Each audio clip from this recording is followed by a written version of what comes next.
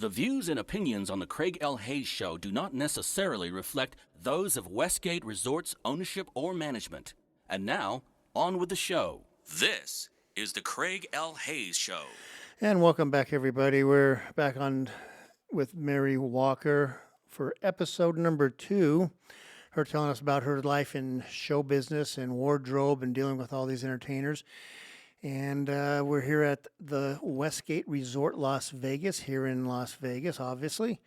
And we're in Elvis Presley's dressing room and Barry Manilow's dressing room was right next to us. And it's such an honor and a pleasure to be able to do the shows that we're doing right here from this room. And Mary's going to tell us a little bit more. And, you know, us stagehands, we have the opportunity to work with these performers up on stage and talk with them and work with them on the shows, what they want to have happen at certain times of their shows. But wardrobe, they get to be around these guys a lot down in the basement, dressing them, fixing their clothes, their costumes, their outfits, whatever it may be. And so they get to be around these entertainers very closely before they even come up on stage and start dealing with us.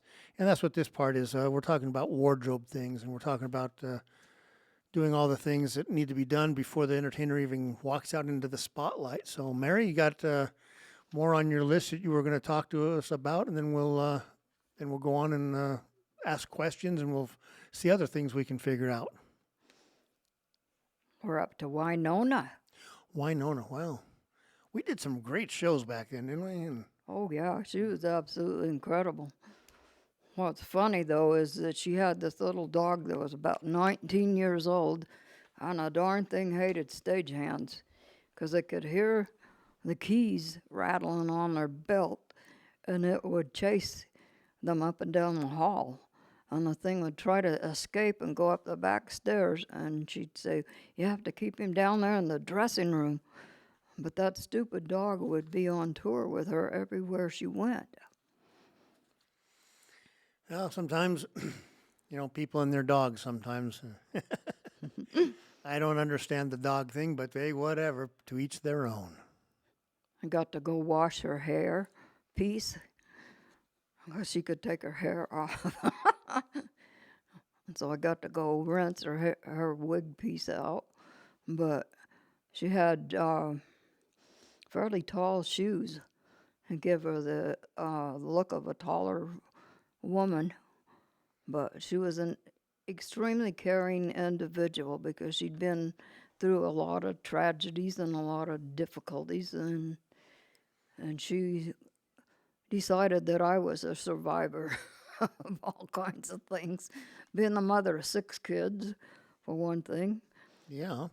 that's quite an experience. You get to learn all kinds of new people. I would never met the fire department, the police department, the drug enforcement people, the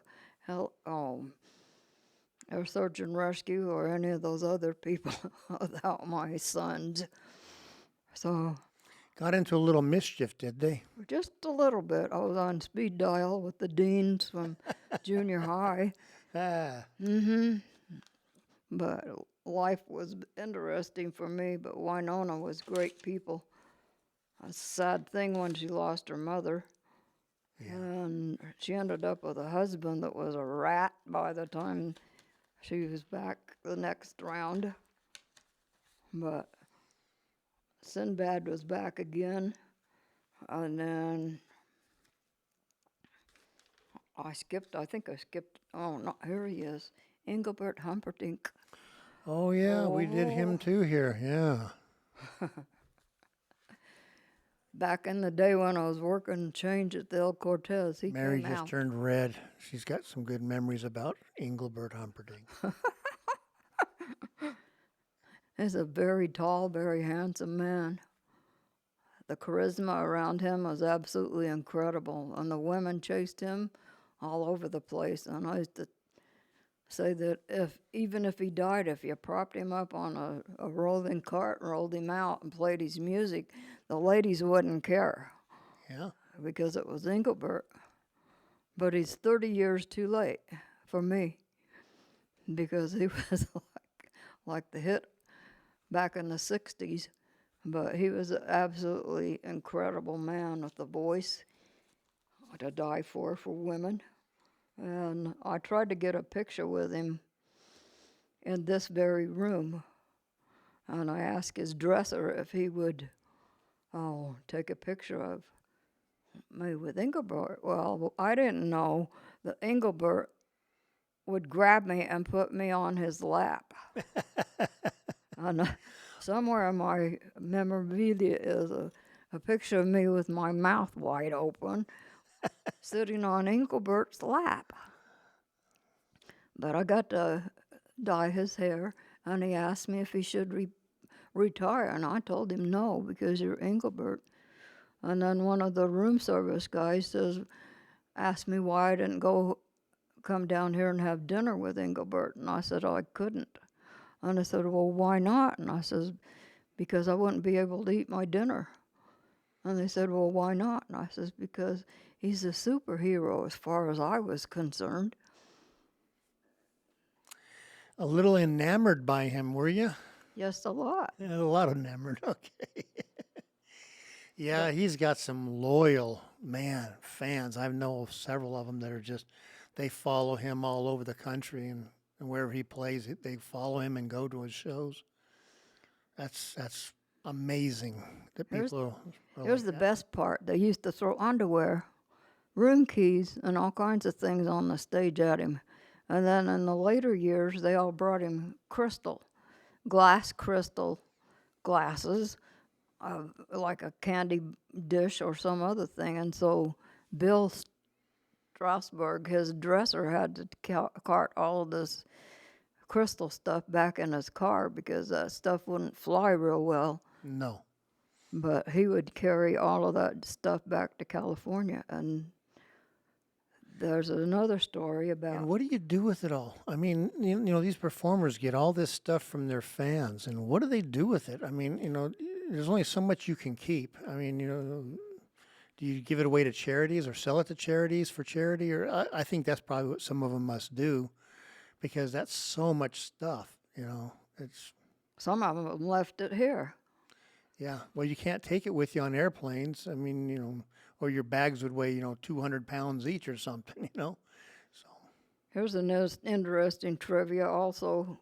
Bill Strasberg worked this hotel with Liberace. And he was the dresser for him. And he used to carry Liberace's jewelry around in a paper sack because Liberace would hand him a bag while they were getting ready to go travel someplace, and he'd have rubies and diamond rings and all kinds of stuff that he had.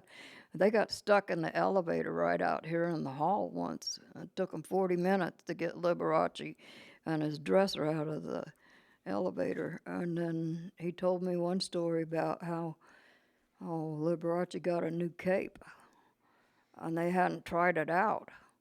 Well, I don't know whether they got the cape on Liberace and he came out on stage with it.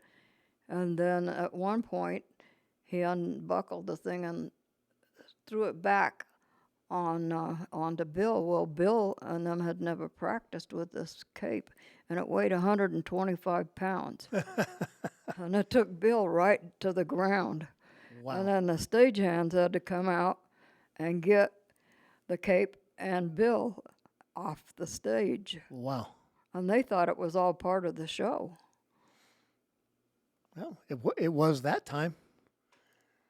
But this hotel here has had so many different characters go through it, with Barbara Streisand opening the show as the international first person that came to appear here. But, there's a lady I'd like to pay some tribute to. Her name is Barbara Ellis. And she's a part of the entertainment office.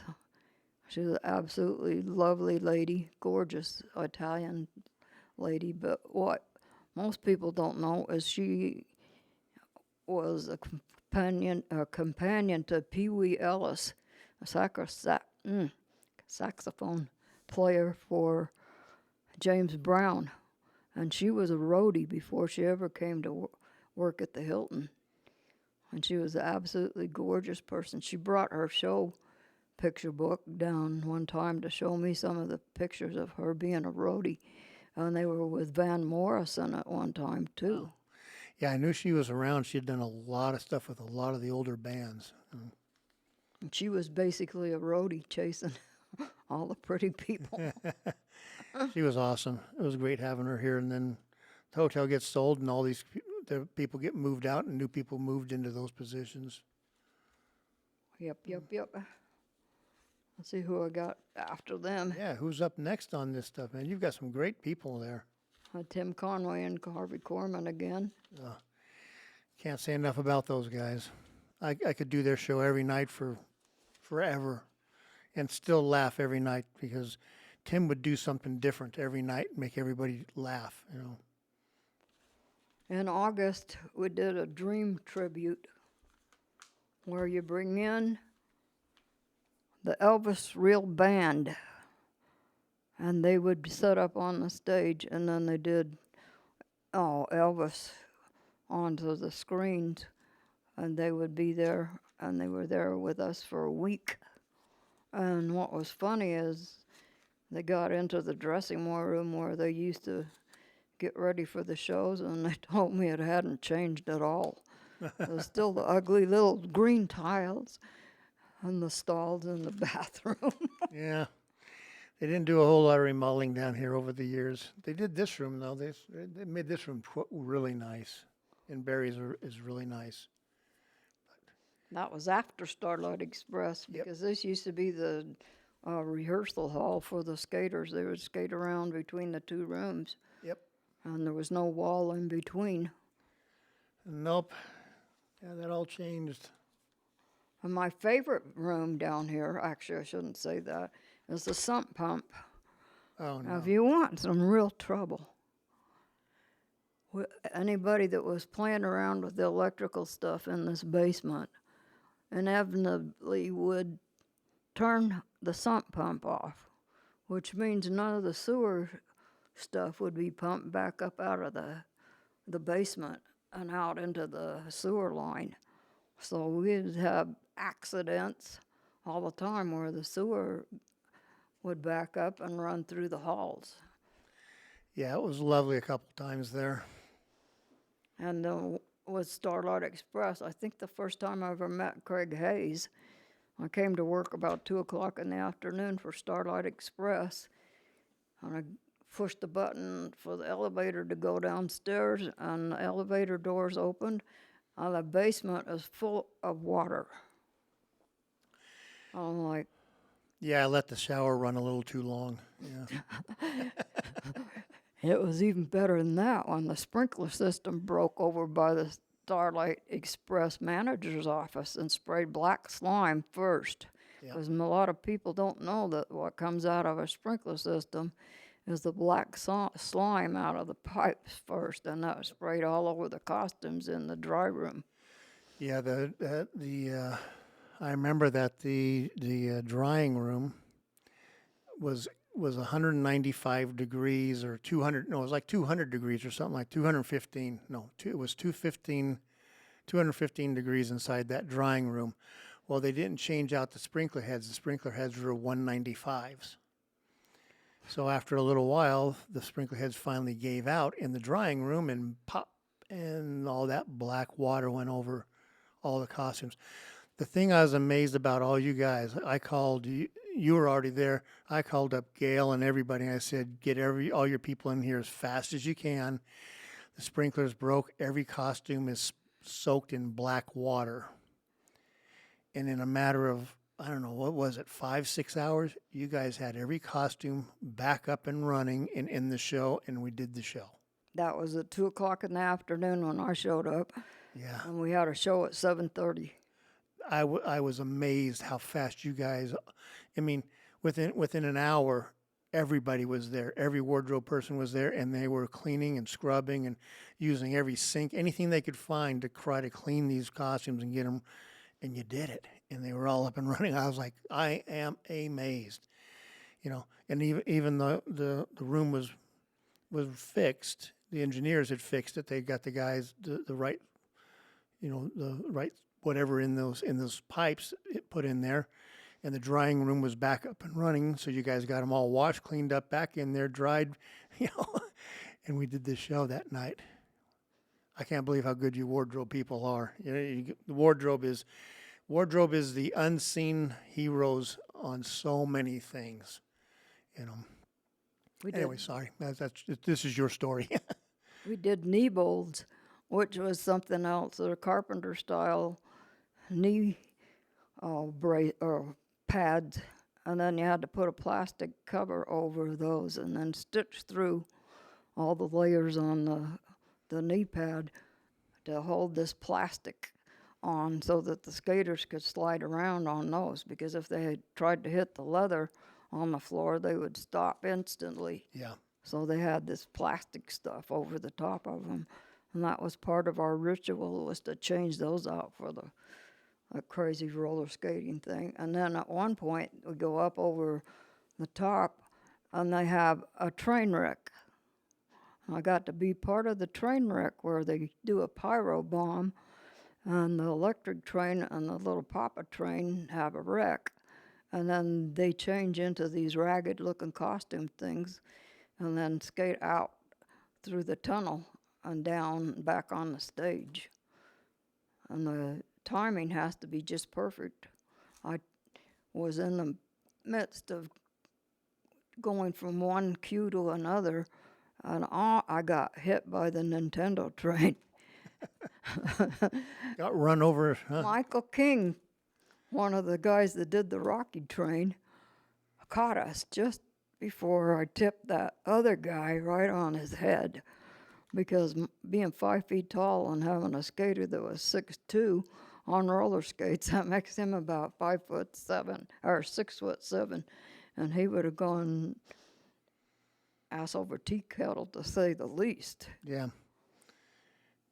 Yeah, a lot of train wrecks in that thing. People getting hit. I got run over by Jimmy Lockett actually one time because something broke on his skate and he came off on a weird time, flying right when I was supposed to walk across the track, and boom, there I was.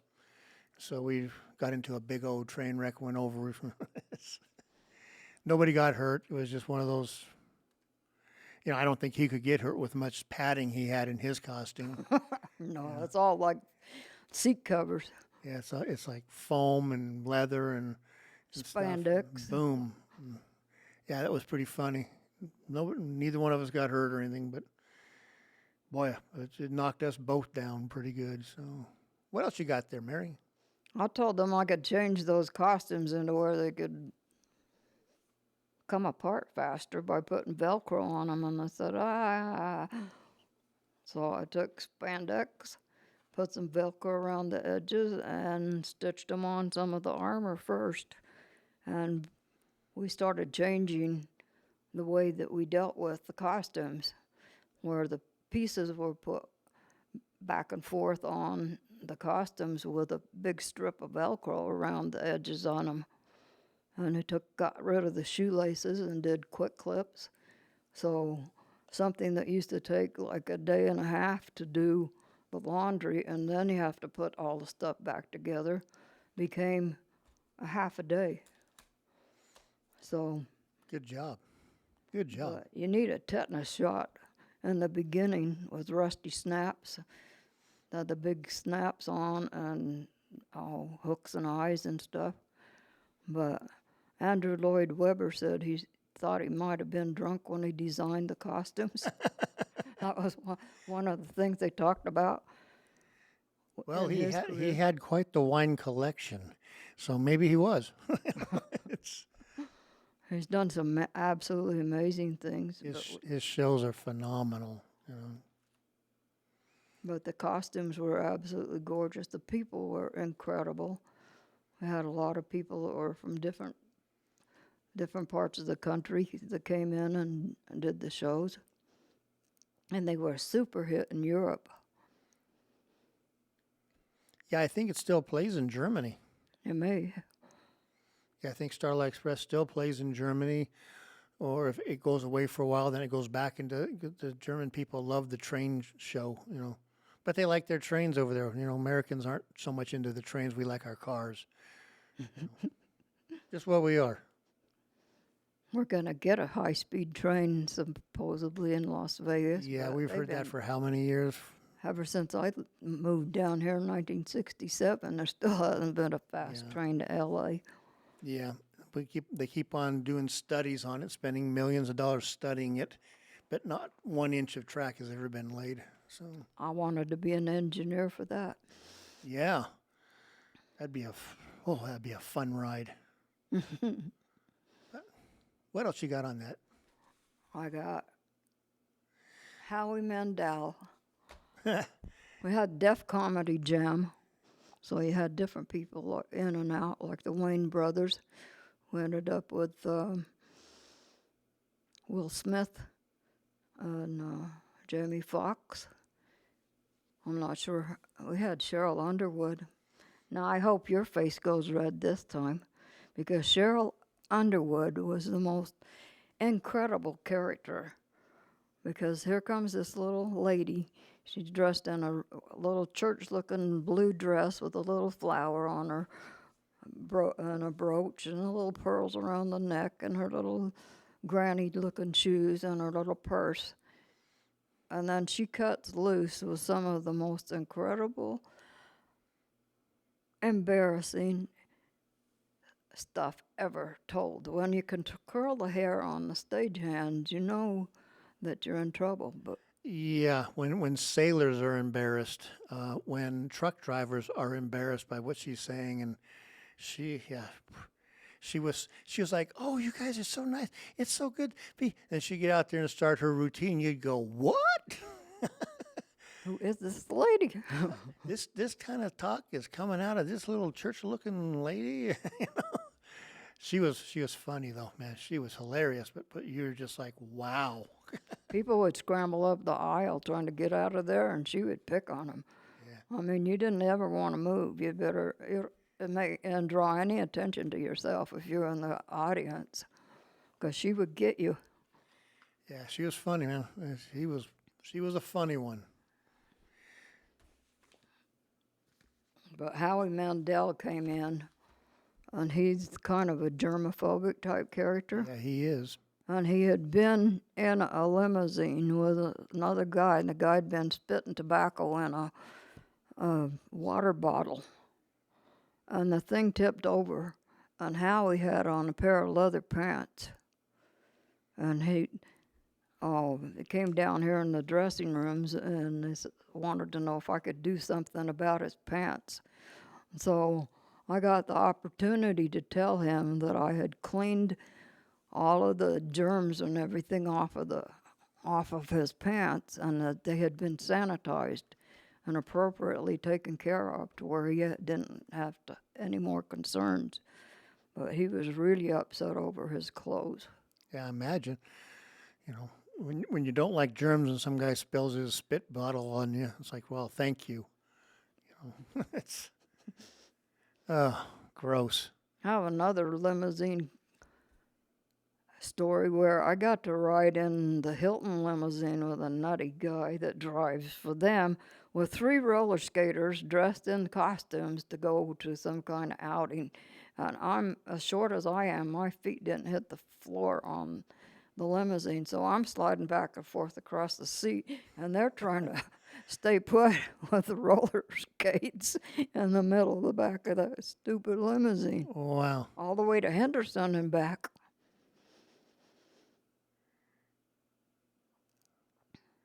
Some of the things that happen in this business, huh? Mm-hmm. Got Kenny Rogers again. He came in quite a bit. It's so cool that you kept track of all the shows you did and who was there, and that is awesome. This was like my Bible for the year. I had Sinbad again. And then, I'll get all the way back here.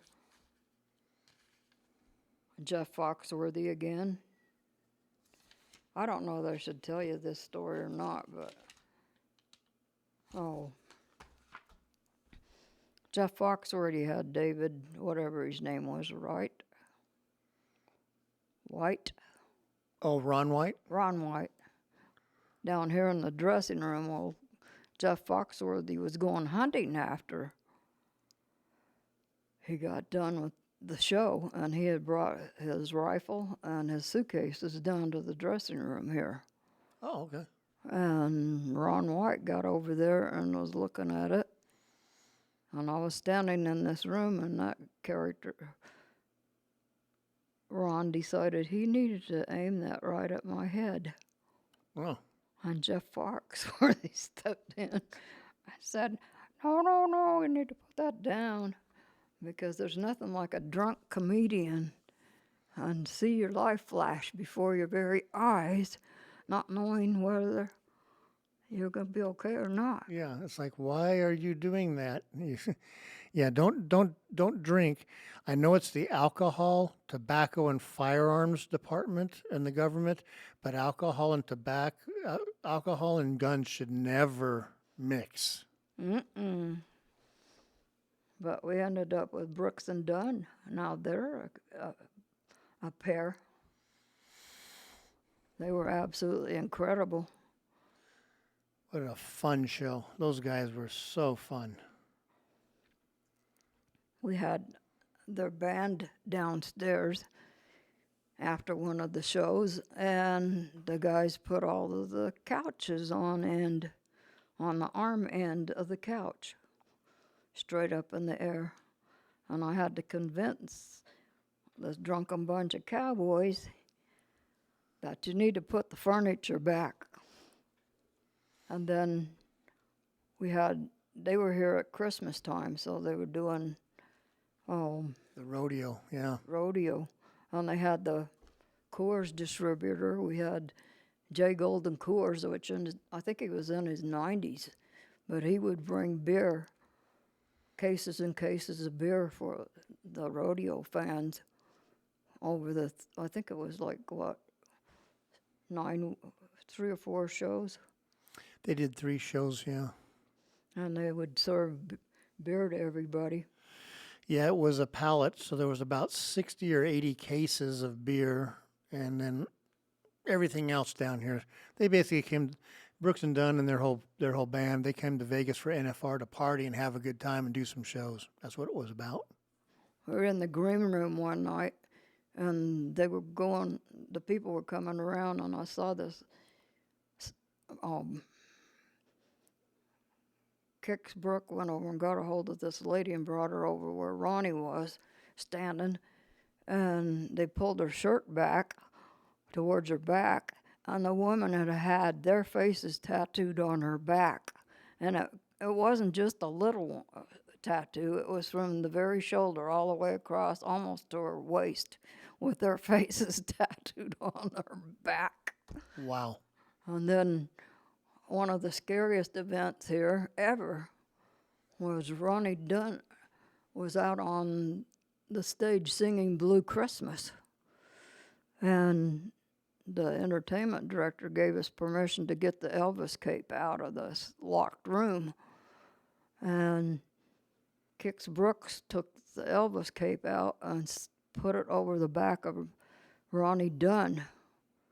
And somebody in the audience said, "Throw it." And Ronnie Dunn did.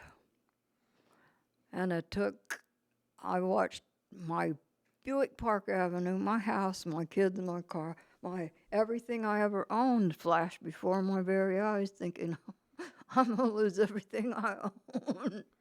But security ran one direction.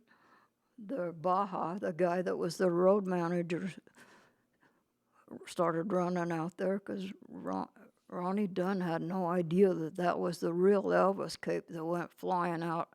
And some lady caught it. And they got to her, escorted her to one side, and then she wanted tickets for life, all their musical stuff. She wanted a hat from Kix. Had to give up his hat. They had to give up their fancy jackets, all of their CDs. And she had Brooks and Dunn stuff for the rest of her life just to get her little fingers unlatched off of Elvis's real cape. Well, I guess it was worth it. Yeah, I mean, we had that costume locked up for a long time, and then it just disappeared. The reason it was locked up down here was because it was on display in the foyer of the hotel, and it was in a plastic clear box. But people figured out you could get a fountain pen and pull part of the costume towards you and pull some of the stones off of it. So they were plucking different things off of the costume. What a bunch of jerks. People are such jerks. It's like, So- leave it alone. We brought it downstairs, and then I had another show that we did was Jeopardy. We did Wheel of Fortune and Jeopardy. We did Wheel of Fortune with Vanna White and Pat Sajak, and they had Alan Mills was the costumer for the show, and he's part of the original Mills Brothers' son. And we ended up, he was the dresser for Alex Trebek, and I got to dress Alex Trebek in Elvis's real suit for the Jeopardy show, and he was almost identical size-wise. Wow. Had the boots on and the jumpsuit. I had to put a wire tie between the belt because it was about an inch bigger around the middle. And I put the cape on, and then somebody knocked on the double doors, and they said, "Mr. Trebek, are you ready?" And the double doors open up, and there's Alex Trebek, and he fans the cape out and says, thank you very much." We had good times here with this stuff. Yep. His beautiful hair, they had it all combed up to where it looked like it was an Elvis. But we had many, many times. We had Clint Black after that, and then Mrs. World. Oh my. I think she was towards the end of the year. That is I always felt bad for wardrobe on those shows because you had 30, 40, 50, however many women down here getting dressed, and everybody wanted something. There's only one or two of you down here trying to help fix a zipper, fix this, whatever it needs to be fixed on their costumes. It was insane. A broken heel. Yeah, Broken Hill. Oh, good luck. I You're think not getting that. Ed Showers helped me nail a shoe back together. Yeah. Certain things you can fix. Some things, nope. But the fun part about it was that all of those ladies in that, this one lady decided she was disappointed in the fact she wasn't first. And I don't know whether it was Mrs. Russia or what, but she came downstairs and started getting herself changed so she could get out of here. And this big guy, about your size, Craig, come down to get this girlie. And he grabbed her by the arm, swung her around, and he told her that she had signed a contract and that she would be up there in the photographs come heck or high water. And last time I saw him, her feet weren't even touching the stairs as he dragged her back up on stage. Yeah, I've seen that plenty of times too. People just get too crazy about, the pageants and stuff like that. Always drama around it. It is what it is. One lady brought her aunt with her to hem her dress, and I said, she's not allowed to, because this is like our jurisdiction as far as you can't bring anybody else in to take care of all the wants and needs. Superstars were allowed one person in there to take care of some of those Yep. situations, but Yeah, and you understand that because they have a dresser that they're used to, they've used for years and years and years, and they're comfortable around them. So you want that person to be around you. So we understand that. Yeah, but just to say, oh yeah, we're all bringing our people. Okay, so now you have 50 women down here in the pageant, and they all have their own dresser. Now you got 100 people down here. Not That's enough not room. going to work. No, no. We're